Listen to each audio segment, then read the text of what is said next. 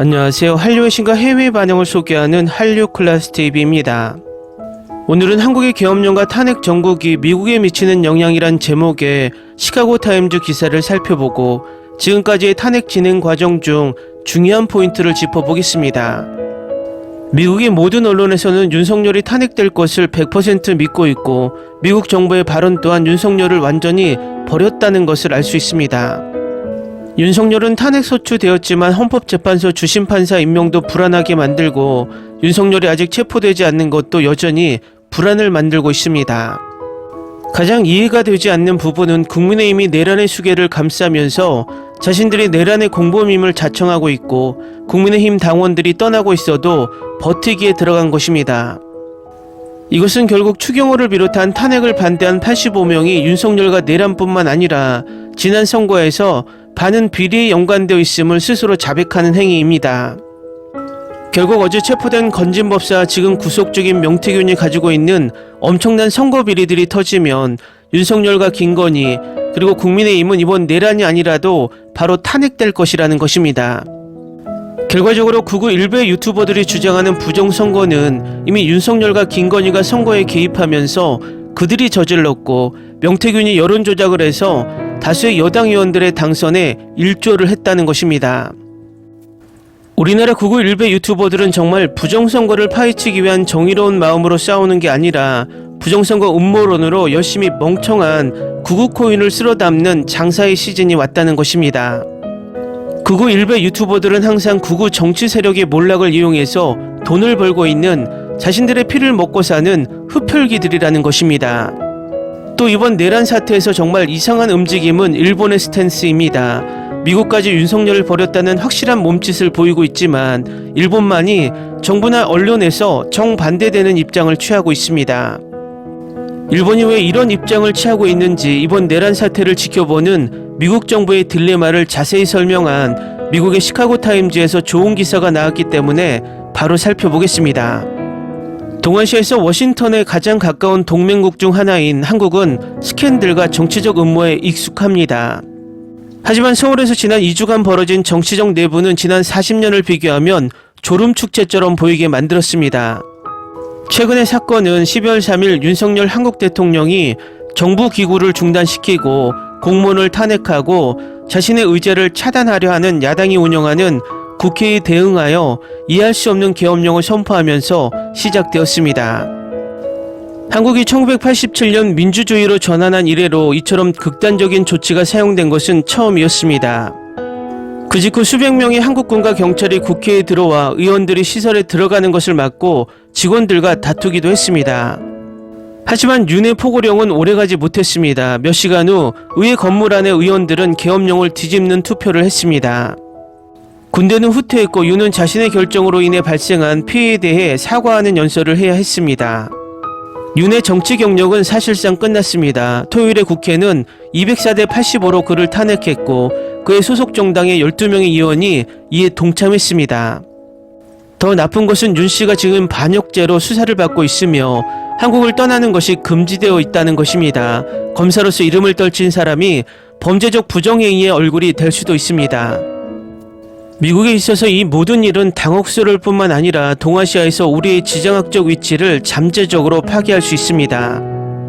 조 바이든 대통령의 행정부가 종종 한국을 아시아 민주주의의 등대, 군부 독재 정권에서 다원주의 사회로 전환된 전형적인 성공 사례로 내세웠기 때문에 당혹스러운 일입니다. 당연한 말이지만 민주적으로 선출된 대통령이 독재자가 되고 싶어하는 사람이 되어 반대 의견이 억눌리고 의회가 유물로 전락하는 것은 워싱턴이 예상한 바가 아닙니다. 윤 대통령이 심하게 오판했다고 생각합니다. 커트 캠벨 국무부 차관은 계엄령이 철회된 지 며칠 후 이렇게 말했습니다. 그리고 저는 계엄령에 대한 이전 경험의 기억이 한국에 깊고 부정적인 반향을 불러일으킨다고 생각합니다. 그러나 시각적인 것보다 더 중요한 것은 서울에서의 이 사건이 이 지역에서 미국의 정책 계획으로 어떻게 흘러 들어갈 수 있는가입니다. 언뜻 보기에 이것은 한국의 국내의 일처럼 보입니다. 여러 면에서 그것은 사실입니다. 아무도 미국이 중재자로서 서울로 들어가기를 요구하지 않습니다. 특히 그 자체의 민주주의가 현재 타협으로 정확히 특정 지어지지 않는 상황에서 더욱 그렇습니다. 그러나 미국의 외교정책기관은 윤의 지도자로서의 몰락이 아시아에서의 더 광범위한 대전략에 어떤 의미를 가질지 걱정할 이유가 있습니다. 윤은 한국 수도에서 가치가 떨어진 상품이었을지 모르지만 워싱턴에서는 성견자로 환영받았습니다. 예를 들어 윤은 상당한 양의 정치적 자본을 사용하여 일본과의 관계를 개선했습니다. 일본은 이 지역의 또 다른 주요 미국 동맹국이지만 1910년에서 45년 일본의 한반도 점령을 둘러싼 설과의 역사적 불일치로 인해 워싱턴이 중국과 북한을 견제하기 위한 동맹의 격자를 만드는 능력이 손상되었습니다. 윤은 전임 문재인과 달리 서울과 도쿄 간의 더 나은 관계를 위해 목을 내밀었습니다. 많은 한국 대통령들에게 일본의 한국 점령은 잊을 수 없는 일이었습니다. 윤에게는 지금과 현재를 다루기 위해 역사책에 기록되어야 했습니다. 바이든은 그보다 더 기뻐할 수 없었을 것입니다. 윤 씨가 이 역사적 짐을 넘어갈 의지를 보인 덕분에 바이든은 미국, 한국, 일본 간의 강력한 3자 관계를 기반으로 하는 동아시아 전략을 추진할 수 있었습니다. 2023년 8월 바이든, 윤, 당시 일본 총리였던 기시다 후미오는 상호 이익에 관한 모든 문제에 대해 양국 간의 관계를 제도화하는 포괄적인 야심찬 합의를 발표했습니다. 공중, 육상, 해상에서 3자 군사훈련이 일상화되었고 한국과 일본은 북한의 미사일 프로그램에 대한 정보를 더 많이 공유했으며 두 나라는 대만에 대한 워싱턴의 노선을 더 자주 따랐습니다. 그러나 윤의 사임 가능성은 워싱턴의 관점에서 볼 때 그러한 진전의 일부를 무너뜨릴 위험이 있습니다. 윤의 탄핵이 성립한다고 가정하면 한국인들은 60일 후에 또 다른 선거를 위해 투표소로 갈 것입니다. 가장 유력한 야당 대표 이재명은 일본을 회의적으로 보고 한국의 외교 정책이 워싱턴의 외교 정책을 반영해야 한다고 믿지 않는 전통적인 한국 좌파입니다.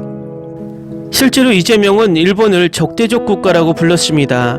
2022년 10월 야당 정치인은 일본과의 3자 군사훈련이 결국 일본군이 한반도에서 다시 국기를 개항하는 결과를 초래할 수 있다고 발언하기도 했습니다. 기사 잘 보셨나요? 이 기사에서 미국이 멍청한 윤 씨를 이용해서 일본을 동북아시아의 맹주로 키우고 싶어 했다는 것을 엿볼 수 있고 일본이 왜 다 된 밥에 코를 빠뜨린 윤 씨를 아직도 바라보고 있는지 알 수 있습니다.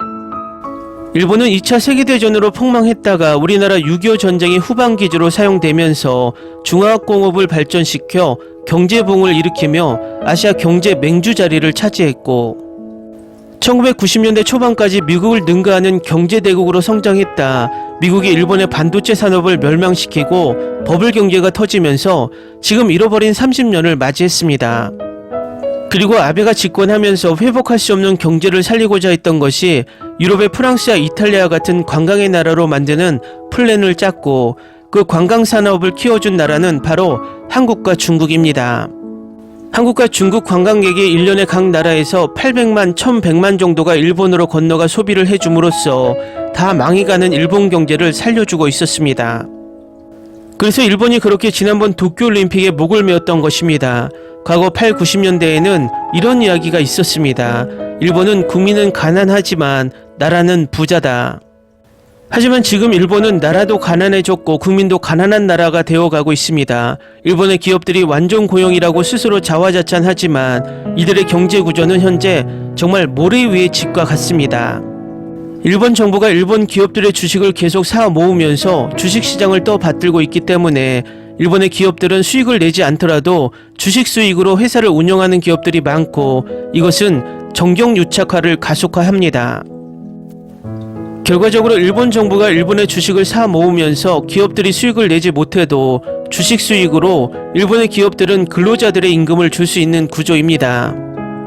결국 일본 정부의 부채 비율은 약 260%로 1년 정부 예산의 40%를 이 정부 빚을 갚는 데 쓰고 있습니다.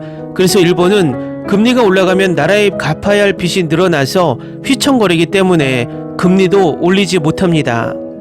이렇게 정부가 일본 경제를 살리기 위해 바둥거리는 사이에 한국을 호시탐탐 노리며 한국 상황이 불안정해서 전쟁이라도 났으면 하고 인디언 기우제를 지내고 있고 그것에 일조를 하고 있는 것이 바로 한국의 국민들이라는 것입니다. 1년에 8,900만 명이 일본에 건너가 소비를 해줌으로써 아이러니하게도 한국인이 일본 경제에 인공호흡기를 해주고 있다는 것입니다. 저는 일본 국민을 싫어하는 게 아니고 또 일본의 지인들도 많습니다. 하지만 일본 정부의 이 우물한 야욕이 이번 한국의 내란 사태를 계기로 너무나 노골적으로 드러나고 있습니다. 가급적이면 일본이 이런 야욕을 버리지 않는 한 일본에 여행을 갈 마음이 있다면 국내 여행으로 마음을 돌리거나 다른 나라로 여행을 하는 것이 우리의 자존심과 일본의 야욕을 조금이나마 약화시키는 처방일 듯 보입니다. 어쨌든 이번 내란 사태는 지금 진행 중이고 아직도 험난한 여정이 남아 있습니다. 이번 기회에 이 극우 일베 세력들을 몰락시키지 않으면 또 다른 윤석열이 등장할 것이고 우리는 또 불안한 삶을 살아야 할 것입니다. 모두들 힘들지만 조금 힘내서 이 상황을 계속 이끌어 갑시다. 국민의힘이 노리고 있는 것이 윤상현의 말처럼 우리가 1년 후에 이 사태를 잊고 살아가는 것입니다. 한류클래스TV는 한류 외신과 해외 반응을 꾸준히 쫓아가 보겠습니다. 재밌게 잘 보셨나요? 여러분의 구독, 좋아요, 댓글, 알림 설정은 컨텐츠 제작에 큰 힘이 됩니다. 그리고 항상 하시는 일마다 대박 나시고 행복하시길 바랍니다.